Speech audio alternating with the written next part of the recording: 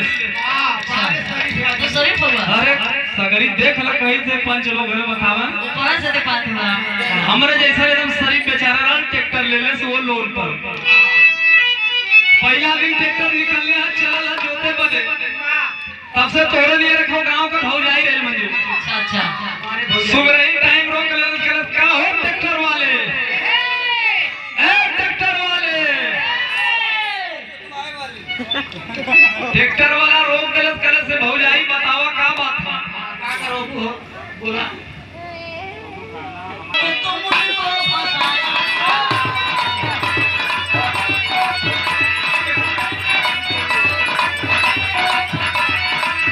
Tractor लेके चलल हो गांव का भौ जाई रोक ले का हो देवर बबुआ अरे तोहर भार से एकदम वही चमकत रह जा। अच्छा तो हमार जोत दा बोला ड्राइवर बेचारा जोत के तुम जब खाली भल कर भौजी पैसा दे अब हम चली पैसा नहीं मिला हुआ है अगला अगले ट्रैक्टर लेके जा था कलर की भौजी हमार बोनी के टाइम में बोनी करा दे लेकिन वो देत रहा तब कॉलेज का देवर अरे मीठा मीठा बोल के तू मुझको फसाया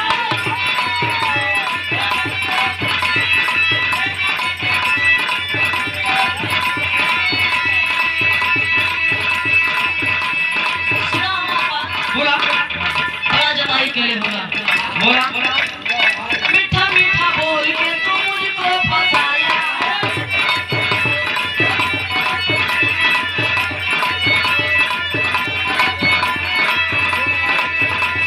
और वही अंदर ले तुझको फसाया अरे तुम्हारा पैसा खेत भाई अच्छा ये मुन्ना की तरफ से 10 रुपया पुरस्कार बहुत बहुत आशीर्वाद बा अजय कुमार मुन्ना की तरफ से। अच्छा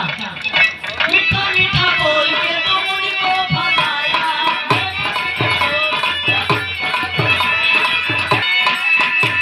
और वही अंदर ले तुझको फसाया ए भैया मार्केट में नहीं है ना खेत मेरा जोता है पैसा खेत मेरा जोता है पैसा जोता है हमके डर रहा है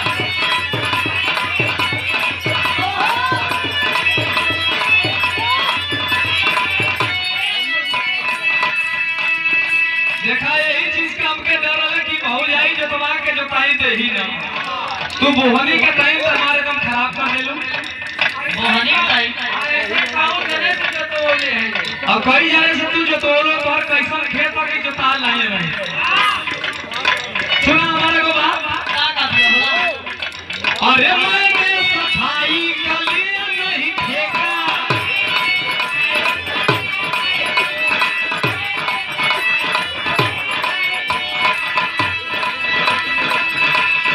हम तो ठीक है खोल ले के द्वारा से पूरा घास घास सब साफ हो जाए पूरा गांव में सब काहे बदे जोते बदे इला